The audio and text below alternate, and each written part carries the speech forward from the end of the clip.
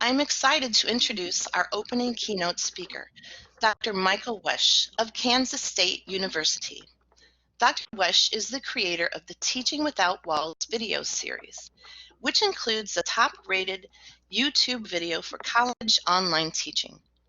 The New York Times listed him as one of the top professors in the nation whose courses mess with old models, and added that they give students an experience that might change how they think, what they care about, or even how they live their lives. His videos have been viewed over 20 million times, translated into over 20 languages, and he frequently is featured at international film festivals and major academic conferences worldwide. Wesch has won several major awards for his work, including the U.S. Professor of the Year Award from the Carnegie Foundation, the Wired Magazine Rave Award, and he was named an Emerging Explorer by National Geographic. We are fortunate to have Dr. Wesch to share his knowledge and expertise. Please join me in welcoming Dr. Michael Wesch by sharing an emoji in the chat box. Go ahead, Michael. All right. Thank you all for being here. I'm happy to be here. And I sort of feel like I've been here. I've been in this strange room for like 4 or 5 years where I was forced into online teaching. And at first I felt all alone and I hated it and I didn't know what to do. And now all of a sudden other people are joining the room and I have this opportunity to share what I've learned since I've been in here. And the thing I want to talk about today are these super simple videos and the importance they've played in my classes. And so what is a super simple video? A super simple video is simply one that you don't have to edit. That's the most important thing about it. And there's some other elements that are often the case. So they're often very short, they're very quick, and they're low tech. So you're often using maybe just something like a phone or a webcam like we are right now. I will say this though, I've been doing this for 5 years now, and super simple setups can evolve over time. So what you're looking at right now is actually a part of my super simple setup I use now. And what that is it allows me to put a PowerPoint, my camera, browser, videos, and my microphone all into one stream. And I use OBS to do that. And that goes through a virtual cam and then out to this software here. So if you're curious about that, this is sort of an upper level thing, and it's no longer super simple because we're not low tech anymore. But if you're curious about how I'm doing this and if you want to try it, there's a tutorial at anth101.com/OBS. But I want to tell the story of what happened to me. So I'd been teaching in these really big lecture halls for quite some time, and I was basically forced to go online about 5 years ago. And yeah, I do apologize, Eric. My words and lips don't necessarily match exactly. We tried to do some testing earlier, and it seemed to match close enough. So we went with it. Hopefully, it's not too distracting. Yeah, so it would be hard to change up midstream right now. That actually is part of the OBS issue. So again, like sometimes high tech introduces new problems. So pick your own poisons, I suppose. So when I started teaching online, of course, I went from this situation to this situation, and video was very important to me just to feel connected to my students. So I started using video right away at that time. And also my students were different than what I'd had in the traditional classroom. I am a 24th year senior. And so I just want to show you kind of how that evolved over the years. Is eventually I started realizing, since I'm teaching online, I don't really need to stick around my office. And so I started traveling the world with my family, making videos from all over the world. I teach anthropology, world religions, courses like that. So it was kind of obvious to go out into the world, and it really changed my life in many positive ways. And then I also had TAs, and I thought, I've been paying these TAs a stipend. Why not just pay them to go abroad? And so I started offering fellowships for my TAs to go abroad. My name is Ben, and I'm in Jakarta, Indonesia. Hi, my name's Matt, and I'm in Barcelona, Spain. I'm Amy, and I'm headed to Samoa. I'm Darren Wilkinson, and I'm here in Zambia. Let's go, Zambia, let's go!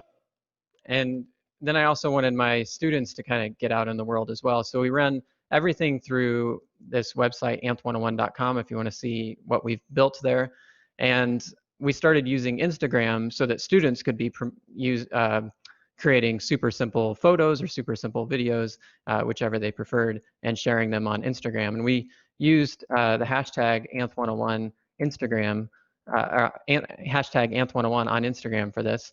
And so just to give you an example of this, like the first big idea of the class is that human differences represent potential and possibility. Rather than looking at human differences negatively, part of the class is to get people to look at them positively.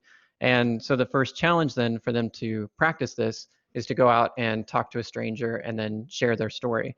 And this has a visual component to it. So again, it builds community and presence in the classroom. So I'll show you what one of these looks like. So here a student just went to Walmart and met this couple, and he just makes posts this little story next to it. He asked them, "What's your favorite thing about being in love with each other?" And he says this, and he starts up his motorcycle and rides off into the sunset. Or this is another story also from the parking lot of Walmart. She says, "I'm pushing carts now to get in shape for my surgery. I'm donating my kidney to my sister." He says, "Wow, you're a hero." She says, "No, I'm no hero. Just making my world a better place like I'm supposed to do." He says, "I met Leia while she was frantically trying to save the life of a baby bird whose wings had gotten crushed by a shopping cart. Then I looked down at that tattoo on her arm, and you can see it's two birds with sisters written there."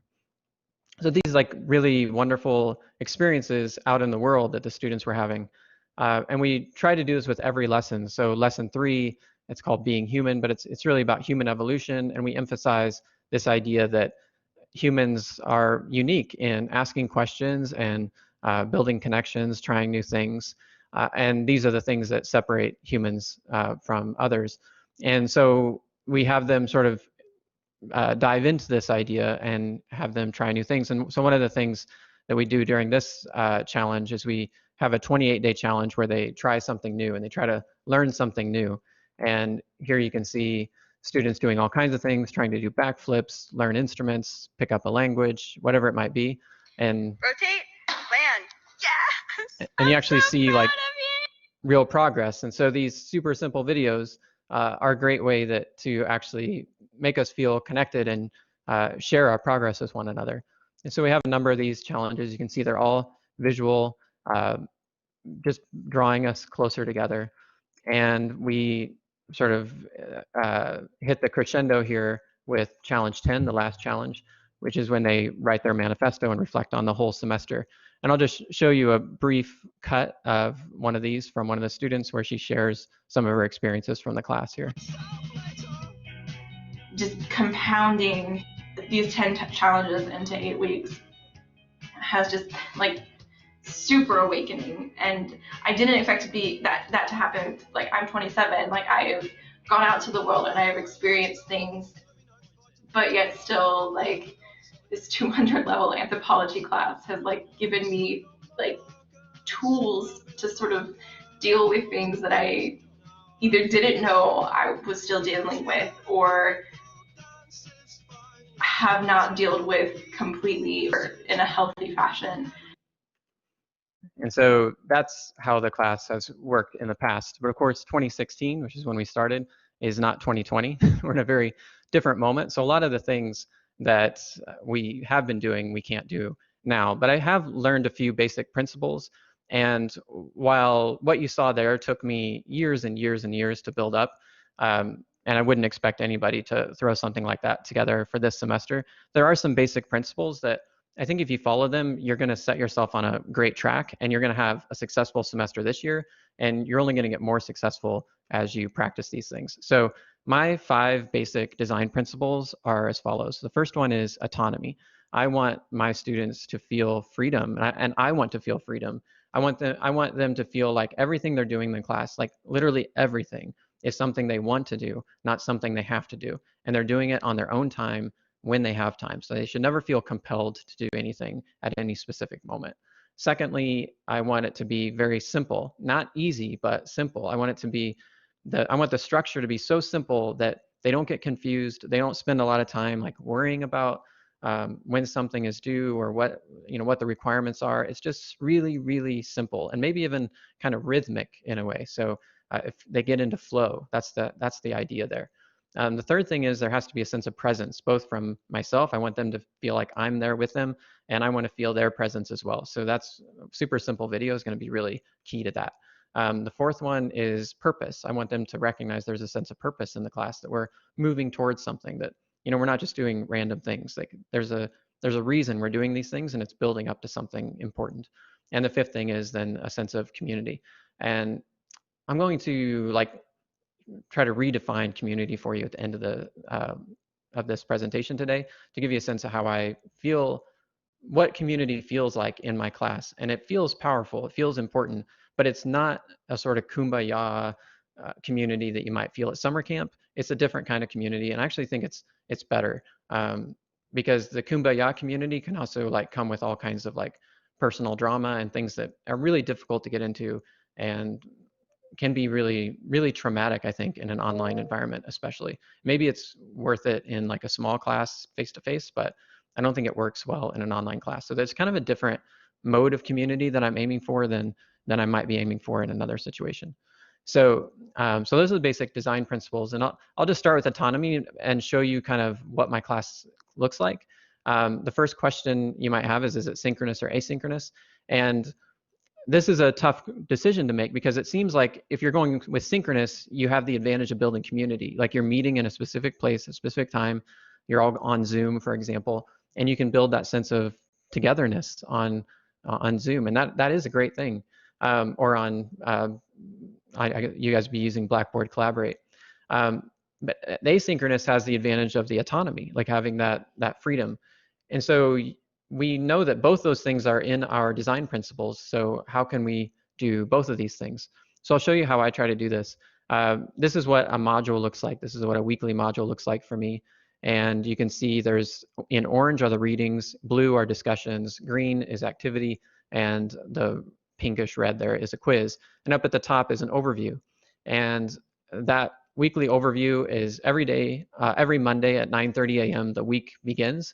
And it begins with a live stream, and that live stream is recorded. So basically, it looks like this. I'm on a live stream with you guys right now, and this is recorded. And so there are essentially some students will come to the live stream and get that synchronous experience. They get that sense of community.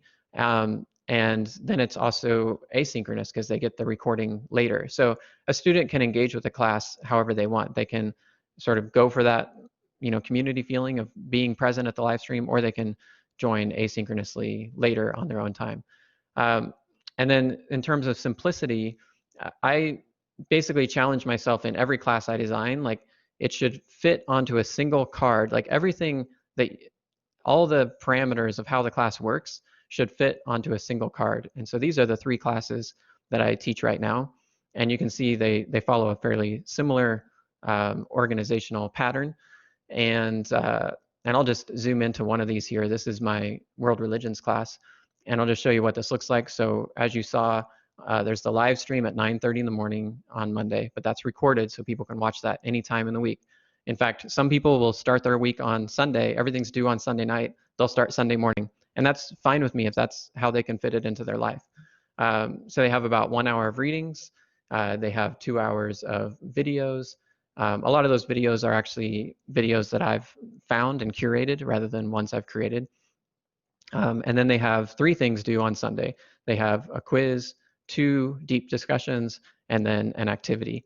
And that activity is like one of those challenges that I showed you. So there's a visual component, meaning that it builds a sense of presence and community when they do that. So you can see the simplicity of this. This is what week 1 looks like. There's 2 discussions, an activity, and a quiz. Week 2, 2 discussions, an activity, and a quiz. Week 3, 2 discussions, an activity, and a quiz. You can see there's sort of a rhythm building here. 3 things every Sunday. The same things are due every week. So that just allows students to drop the confusion and focus on the stuff that really matters. Ultimately, if you're curious about the full structure of the class, that's 60 points a week times 15 weeks, that's 900 points. And then I have a 100-point final project, which is actually just a reflection on the most important lessons that they learned in the class, something that they want to read later, perhaps. Like I want them to take something with them that they want to read later, and that's 1,000 points. And then you can sort of guess what the grading scheme is after that. So let me take a break here, and we can open up the chat if there's any questions. And I can also give you a bit of a course tour. So I'll pull up a browser here just in case people have any questions about how the course is set up. So this is what a live week looks like here. And I'll check out any questions. Yvonne, did you see any questions here? One person asked about what overlay tool you're using for this presentation, Michael. Yeah, so I'm using OBS, and just short version of it is that I have like a PowerPoint layer and then a camera layer, and I have a browser layer, as you can see here. And the PowerPoint layer is see-through. Like everything that's black on a PowerPoint, you can see through. So I build my PowerPoints on a black screen, and then you can just see through the black to see me. So there's a tutorial on anth101.com that explains it. I'm on a PC. OBS does not work on a Mac, as far as I know, but I think there are some alternatives. I don't know what they are because I don't use a Mac, so I apologize for that. One person was commenting that they wished that you were around when they were a TA so they could have gotten funding to go abroad and study. Yeah, yeah. Unfortunately, we lost that funding with coronavirus, and of course, we can't send anybody abroad right now anyway. Oh, and somebody just asked, what is the best platform to share short video? I would actually say if you can do it inside Blackboard, you should do it inside Blackboard. That way you don't have to worry about any FERPA issues or anything like that. In order to use Instagram, we have to jump through several hoops and create all kinds of assurances and have like media release forms and things like that. It was worth it for a while, but we've kind of drifted away from Instagram ourselves. It creates a pretty representation, but I actually prefer to do it just all on Canvas in our case. So basically what I do is I create a discussion, and I can show you an example here. Here's a discussion, let's see, 3 things about you video, and you can see I've posted my video, and then students will just post their video underneath that right there. And they can use Blackboard, or if there's a native video component in Blackboard, or they can go to YouTube and just post it on YouTube and then make it unlisted and then embed it in the discussion. So that's how we do that. Yeah, and Stephanie just pointed out that you can use Kaltura, which is another option, yeah, if you guys have it. We're going to have sessions on Kaltura later this week, so several of them. Okay, great. That's the questions that we have now, Michael. Okay, great. I'm gonna go on to the next section here.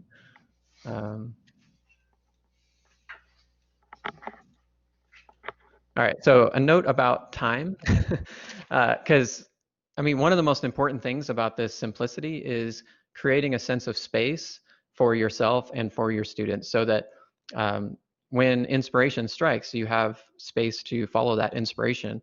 I think too many classes are designed with such a heavy workload that you end up feeling like you're drowning, both as a professor and as a teacher. So a class, a 3-hour class should take about 9 hours a week. And I'll actually aim for the lower end of that in terms of how well, like I'd want a student to be able to potentially do it in about 7 hours, maybe 6 hours even.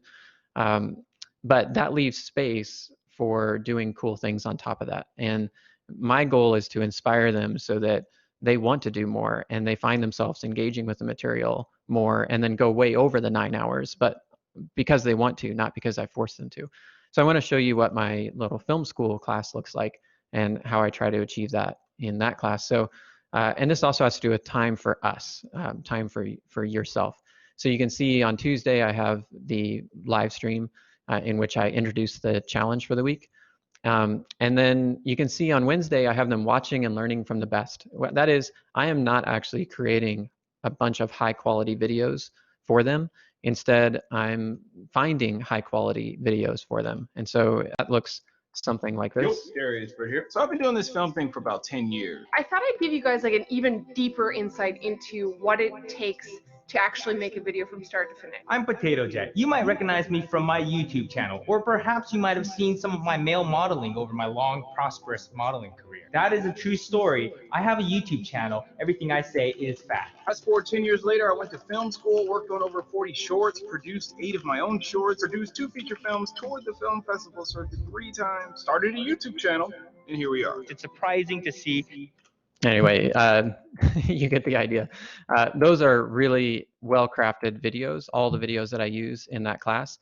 And creating a well-crafted video will take you basically the whole week. So you don't want to invest that kind of time very often. You might want to make a few of those, or maybe even just one, but you don't want to, and I say a few or one, I mean in the whole semester. Sometimes I'll only make one like high quality video a semester for my students, just one.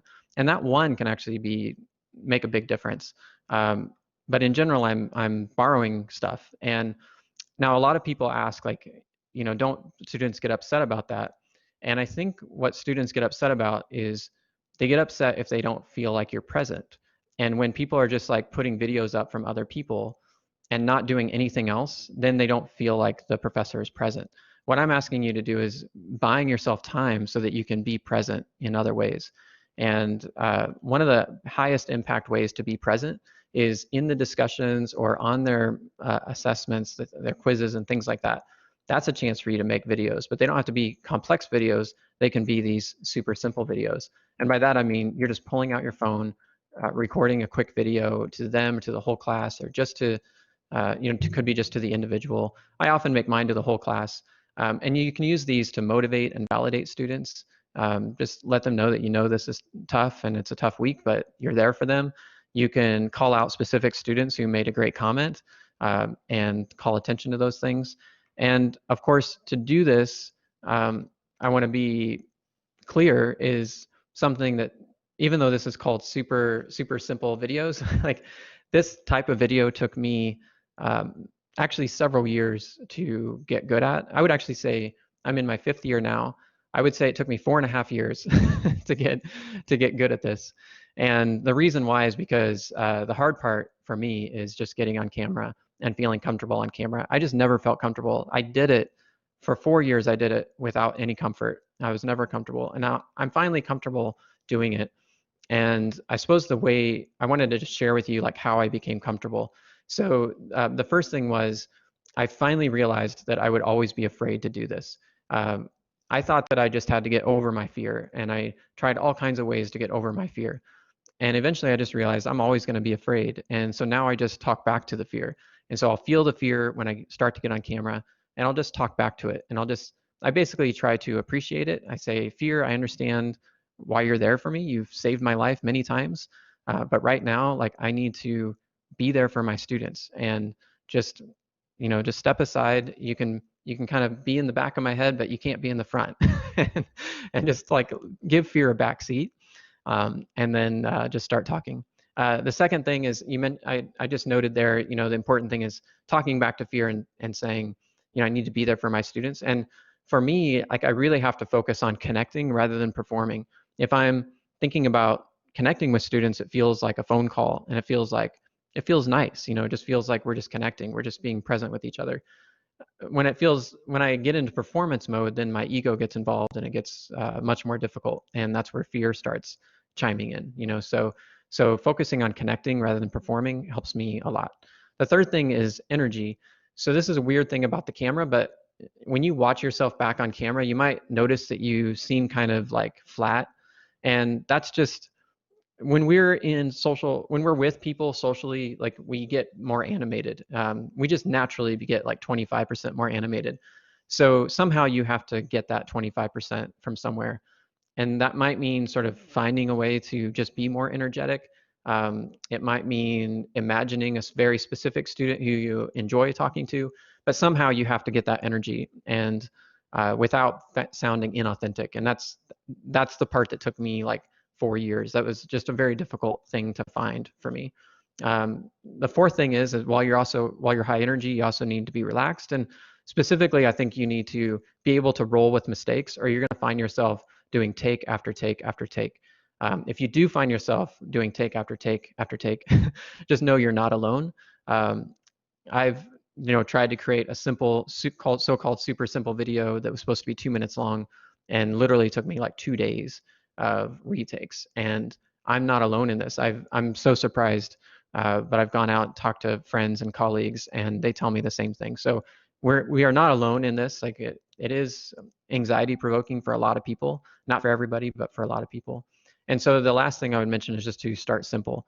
And that is specifically in these super simple videos. Like one of the simplest ways to start is to take a discussion section from your class, read through it for about an hour, find all the themes and the interesting things that you might want to talk about, and then just turn on a camera and have that open and talk directly to those comments. So that way, you're trying to memorize anything, you're just sort of free talking. That was something that really helped me get going when I first started. So starting simple is a really great way to start.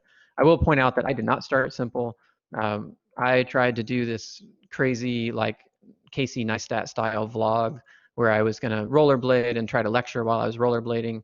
That actually I ended up in hospital for that. I ended up with a really severe leg infection. And it turns out that students actually really liked the super simple videos. So when AQ asked my students which videos of Dr. Wesch's impacted you the most, Shyla here said the one where he mentioned my name and discussed my ideas. So that's really what matters, I think. And of course, what we're talking about there is presence.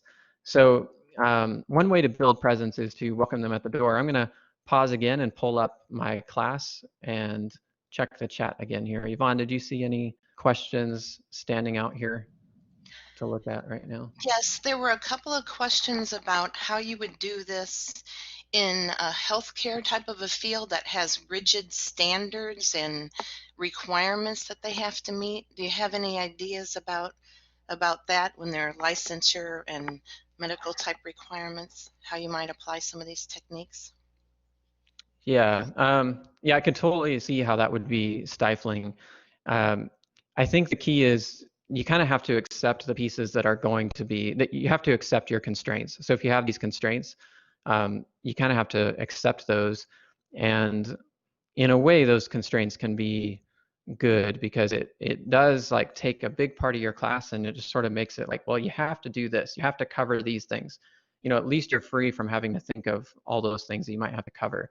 And then I would really focus your energy on the sort of like being present in ways that always work in all classes. And the ways that always work in all classes is, just talking back to your students on assessments, celebrating them, encouraging them, all those things. And you can do those through doing them through super simple videos, I think does add a layer of authenticity that's hard to get through just like a text-based thing. And another point that came up in the chat was related to telehealth appointments that we definitely have seen emerge in COVID. So that might be an opportunity for bridging that, some of the techniques you're talking about, and yeah. health. And yeah, are there any other questions here? I wanted to show you guys real quick just want to show you how I welcome my students at the door. I actually think it's really important to use that metaphor, recognize that there is no classroom in an online environment, but you can still welcome them. You don't have to do all of these things. Again, I've been building this class for 5 years now, so maybe some of this would just not be possible in the time frame you have. But what I have right now is I have a trailer, which is, I think, very exciting, and it's a 5-minute overview of the whole class. It sort of dives them into the big ideas. And then the next page, they have like how this class works. And you can see I posted a super simple video here of 7 things I love about this class, even in 2020. It's just a quick 5-minute video where I talk about 7 key things about the class. That also introduces them to the structure of the class. Then I have a page here. The next page just gives that infographic, which you've seen before. I made this on canva.com, which is free. And again, I just want them to like have this really clear view of what the week looks like. And then the next page, I have them add a profile photo. I don't know how Blackboard works, but on Canvas, they don't necessarily have their profile photo set. So I like to have that set so that, and it can be a gravatar if they don't want to, post their actual picture, they can have an avatar of some kind. But I do want to see something there. And then we go here to the next one is the introduce yourself, the 3 things video, as you can see. And then I also have a discussion about discussions. And this is just, again, a 2-minute super simple video trying to introduce, like, just basically say, hey, religion's kind of hard to talk about. What are some ground rules we might want to have? And just kind of laying a foundation for how we're going to discuss throughout the class. So those are the ways that I introduce the class. And then you can see if you click next here, you're right into the class there. You're at week 1. So that's the basics of how that works. All right, I'm gonna jump on to the next section here. So I think this might be really relieving to a lot of people. There is actually something that's even easier than super simple video that is still very, very powerful. And that is to just do super simple audio. And one of the ways I like to do super simple audio is I just like to read to them. So whenever I have readings for the students, I try to read them. I don't always get to it because it does take time, and sometimes I just don't have time in the week. But I almost always do this, and what it allows me to do is not only express my excitement for what they're reading. It allows me to. It does create that sense of presence because they can actually. It's sort of intimate in a way to hear somebody in your thoughts as you're reading a book, right? And I stop very quickly while I'm reading the book and say something that make a connection to another reading. It allows me to model good reading. It's just a lot of great upsides to this. The other big upside is that they then have a single MP3 for the week that they can download on Monday and just listen to anytime throughout the week whenever they have time. And we have a lot of busy students, and something like this can increase the number of people actually reading your material tremendously. So I'm a huge fan of this, and I try to do it every week. So that's another little thing I wanted to say. I'll also add to that you don't always have to do video, and it's worth considering, like, if audio is enough given what you want to say or explain. And a lot of students really appreciate having audio because they don't have to be tied to a screen when they have audio. So that's something to think about. The 4th design principle I have here is purpose. And I'll just give you a sort of view of how I think about this. I tend to think of this as, I try to paint the picture for my students of this mountain that we're all climbing together. And at the top of it is something that's really worth it. And for, in a film class, it might be what's worth it is, we're gonna try to go to a film festival. So we mark our calendars for these couple film festivals we're gonna try to aim for. And what's cool now is I'm on their team. I'm not against them. I'm not their core assessor. I'm just trying to help them get to this goal. And then you lay out a bunch of assignments. This is very simplified, so there's just 3 here. But I actually have an assignment per week, a very simple challenge, and it all like scaffolds up to this final project. So the students start making their way, and every challenge like really, really matters. And so when I grade these things, I actually tend to use sort of a not yet grading system. That is, I don't fail anybody, but there's sometimes when I say, I think you should try this again. I don't think you quite mastered this idea yet, or this process. So try it again. And students gladly do this. Students help each other when they do this, and it works out really great. Over time, I feel like it builds a sense of community. Students start helping each other. And even though things start getting tough at times, eventually there's a sense that they can feel the end coming. They sprint to the top. And I think that's when there's this recognition that this final project isn't so final. Like, the project really is themselves, and that's what's worth it. That, in my head, that's always what the process is. Like, I get them hooked on the idea that you're going to do this great project. But to me, the project is the person. And that also then affects how I assess people, right? So I'm not necessarily assessing the project. I'm assessing the growth of the person, and I'm trying to help that person grow as much as possible. So just to give you a sense of what this looks like in film school, I'll just do like, this is the 15 challenges. So I always start with the 3 things about you challenge in any class. So that's always the same. But of course, in the film school version, they're actually doing, since they want to learn how to do film, a lot of those submissions are a lot better, and what's great about these is I get invited into their house, I meet their pets, all sorts of exotic pets sometimes. I sit down to dinner with them in a sense, right? Some of them just like eat dinner and introduce themselves. And eventually I feel kind of immersed in the community that we're creating. And so then in the second challenge is called reverse engineering. That's where you try to reverse engineer your favorite clip. And what that allows me to do is it allows me to see their taste. I get a sense of what they understand about filmmaking because they're reverse engineering. So I'm learning a lot about them, and I'm seeing where they stand right now.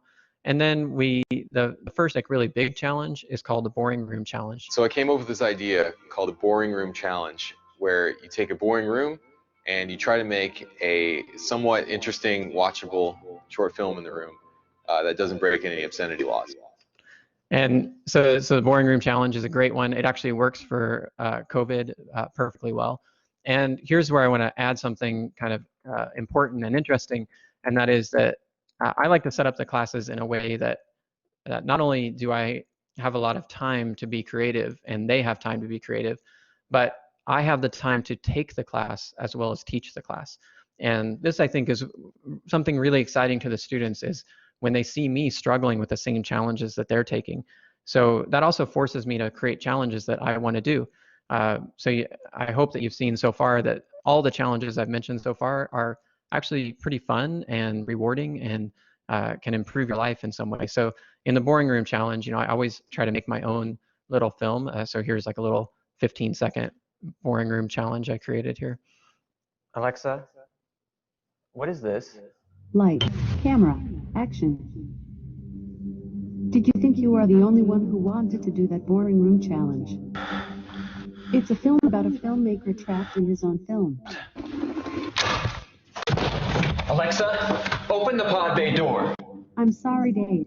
I'm afraid I can't do that. I'm not Hal and we're not in space.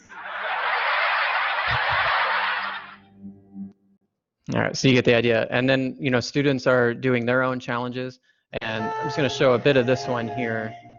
And the reason why I'm showing this one is because these scenes, which were done in week 3 by a student who had never made a film before, actually end up in his final film. So we'll just scoot ahead here. So we scoot ahead to the 15th week, and remember our goal was to go to a film festival, and he actually got into a film festival, and scenes from that early work were actually in his final film. So it's really neat to see how these things can build on each other. And then you see like how the week unfolds. They basically learn from the best. I mentioned the videos that I collect for them to learn from. They do a little journal entry where they create a plan for what they're going to do for the week based on what they learned, and then they do the challenge. And then on Tuesday, we all get together for this live film festival. So again, that's live streamed and recorded, just like in every other class. And then I also try to help them understand, like, I also, when you look at this schedule, you have to then think about like what your schedule is going to be. And so based on this one, obviously I need to live stream on Tuesday. I have to have my challenge done by Tuesday so that I can live stream that challenge to them and give them an example of what to do. So I just lay out my week based on their week. And I do this in all of my classes. And what I end up with then is this checklist. And I have a very clear idea. As you can see, when I teach 314, it's my 5th year teaching it. So I only need 5 to 9 hours required to do that. Sometimes I'll spend more, but I know I can pull it off in about 5 to 9 hours. And that includes all the grading and everything. My ANTH 204 takes 10 to 14. I just have a little bit more work to do in that. And so this particular semester, the film class isn't running this semester. So I have 15 to 23 hours total teaching time, which gives me about 20 hours of extra time if I have time. And that's where I can be creative and have fun, And that's, to me, like the joy of teaching, is creating that space where you can go out and do those little extra things. So I'm going to pause here and just check the chat and see if any people have any questions. Michael, there was one question about for people who teach in a discipline that is not anthropology, and therefore they don't really use the real outdoors setting freely. Do you still think that it's better to do the 3 things about them video outdoors instead of the Oh, off? yeah. No, it certainly doesn't matter. In fact, most students do their 3 things about themselves just, literally just in front of their camera, usually in front of their laptop, and they just sit there and they talk for about 30 seconds. And I still think it's great. They don't need to go out and do anything fancy by any means. Most of them just sit in front of their laptop. So There was another little bit of chatter about using the phone just for audio, and those answers were handled by our team. So that's all for the chats. Okay. I just saw somebody asked, when you read to your students, what type of materials do you prefer? Basically, I certainly prefer, in general, I prefer to read stuff that I love to read. So, because I like that to sort of flow across. So yeah, I mean, I've got, I guess another thing to consider is you don't want to read like an entire book, because then you're going to infringe on copyright. So you need to kind of follow the same guidelines you would use in a fair use situation if you're going to make copies of something. So I try to like draw from a lot of different resources, a lot of open source materials and things like that. Sometimes just articles on the internet, things like that. So. All right. So there's only one section left, and that is community. So we'll round out with that. And for building community, this is another sort of hack in a way. And this is a time-saving hack as well as one that will like really help your class, I think. And that is just to let your students help you with all kinds of things. So if you get into my class here and you see the final draft is week 15, we go all the way back to week 1, and you'll see in these first 3 weeks, I've actually found ways to get my students to help me. First, they're helping me by telling me about themselves. They're telling me about their taste.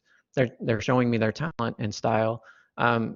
But also, when you look a little deeper, we're not just building relationships and this foundation for mentorship and community, but also like when we do this reverse engineering where they're sharing their favorite videos, we actually just take a whole discussion to co-create standards of excellence. So I don't have to create the grading rubric. We are co-creating that, and that creates a sense of buy-in. This is a very common thing to do that you'll see in the literature. It has a very robust literature around its effectiveness, and it works really great. And what I like about it then is modeling that, right? So then I'm doing my own boring room challenge, and we have what we call our elements of awesomeness here. We've divided it into 3 sections here. And then when I do my boring room challenge, I then use those elements of awesomeness, and I critique myself based on those, or I show how I'm trying to achieve those elements of awesomeness. And I also, try to give them a sense that I'm on this journey, that I'm imperfect, that this is hard stuff, and I understand that's hard. And so ultimately what I'm trying to convey is that we're on the same journey and we're on the same team. And when you think about like what is community, and I said I would talk about this toward the end of the presentation, to me, the sense of community that comes about through this process is, again, not one that feels like kumbaya, we're sitting around a campfire, excuse me, but rather it's one where I feel, I'd say it's sort of like a sense of purpose, a sense of connection, that we're all on that same journey together, and also like a sense of adventure. And I think when you really think about where you find community, it is when you're just a little bit on the edge, you're doing something, you're on a journey, you're excited about something, and you look to your left and you look to your right and you see that other people are on that same journey. And I think that is where community comes. So that's ultimately what I'm trying to do in this class. So that's the last main point I have. I'd love to take any more questions, and I can also show you anything you want from my class if you want to see how I have it set up. Yeah, I'll just take a few minutes here. I think we have about 4 minutes left for any questions. Yes. Michael, we have people from a wide range of disciplines, and you talked about how they might apply some of these concepts in discipline like that has licensure requirements and rigid standards. What about foreign language or disciplines or business, or can you give some examples of how the hard sciences, how some of your techniques might apply to those disciplines? Yeah, I think that in some ways I'll give a few examples, and we have these words up here: purpose, connection, and adventure. So those are the words that I will cue off of because that's how I think about teaching. But I also want to say that I think everybody should have their own 3 words. And, one way to find those 3 words is to think about when you yourself were most in it. Like, when were you like absorbed in learning and just loving it? And what were the parameters of that moment?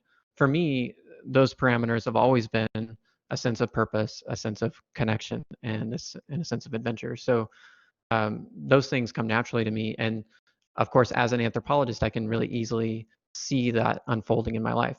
But when I talk to my colleagues about these things, I always find that they maybe have 3 words or their own set of words that motivate them, but we're all here because at some point we were absolutely in love with learning and we loved our disciplines.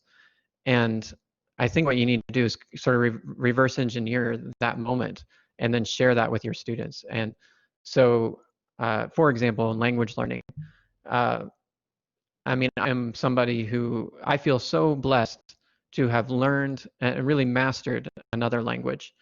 And so I always like to share that moment with my students and share with them like sort of what that meant to me, what it meant to me in my life, what it has meant to me in my life, the things that I've been able to experience because I speak another language. And so if I were doing a language class, that would be one of the first things I want to just make a video talking about how much this matters to me because of how my life has changed because of it. And you really set your students on a track for like actually learning another language. Like, let's not just like, this is that sense of purpose to me. Like, this is not about knocking out your foreign language requirement. This is about like legitimately mastering a language so that you can feel comfortable in that language and just expand your horizons. I think that's where you want to build that sense of purpose for your students. So I think you can do that in any field. You can also say you're teaching physics or something like that. There has to be some reason why you love physics. There also has to be some, not just the love of it, but there's kind of a way of a mode of thinking that is happening when you're doing physics, and a mode of being. Like, what is it like when you're in flow?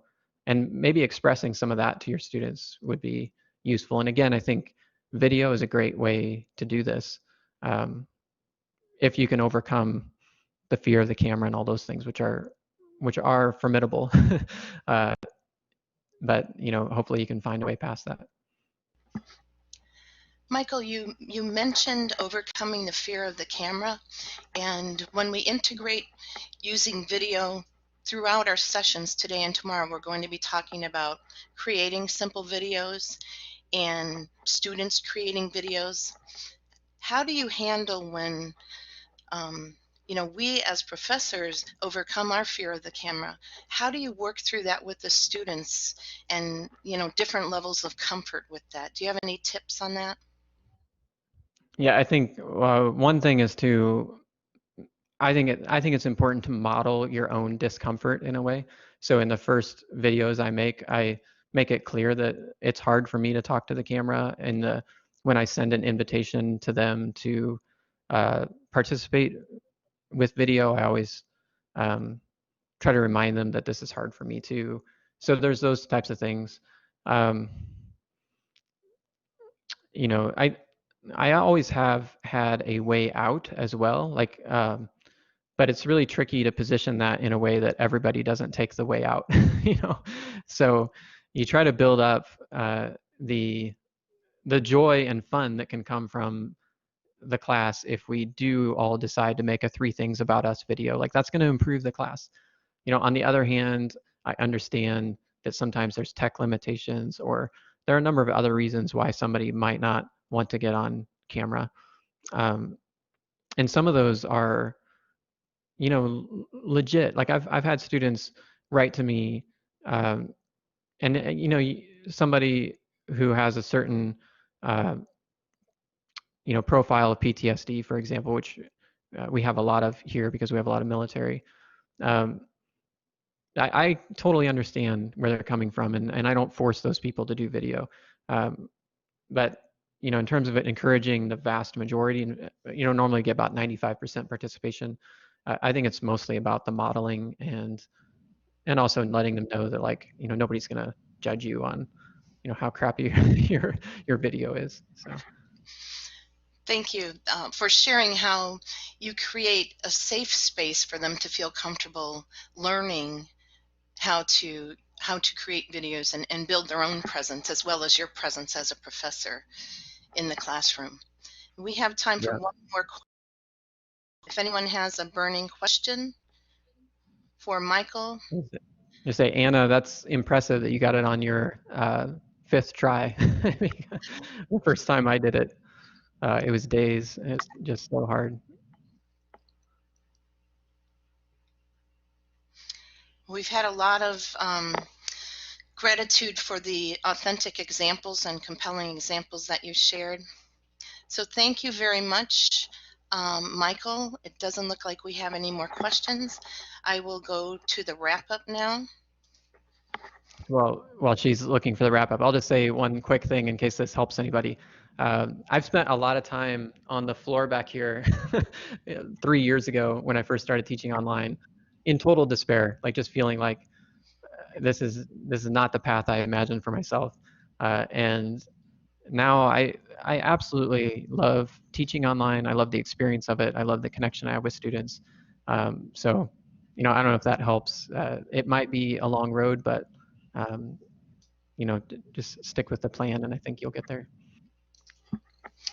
That does help, Michael. Thank you very much for your encouraging words. Now let's give Dr. Michael Wesch a warm NIU Husky thank you by sharing emojis and comments in the chat box. Thank you so much, Michael, for sharing your amazing graphics, thought-provoking remarks about how you build community, authenticity, autonomy, simplicity, presence, purpose, your passion and commitment and student-centered focus really come through in the powerful videos.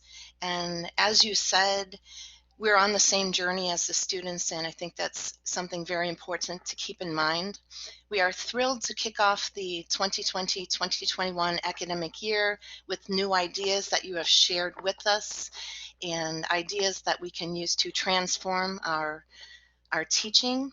I would also like to thank the Disability Resource Center for providing live captioning services. We appreciate your support.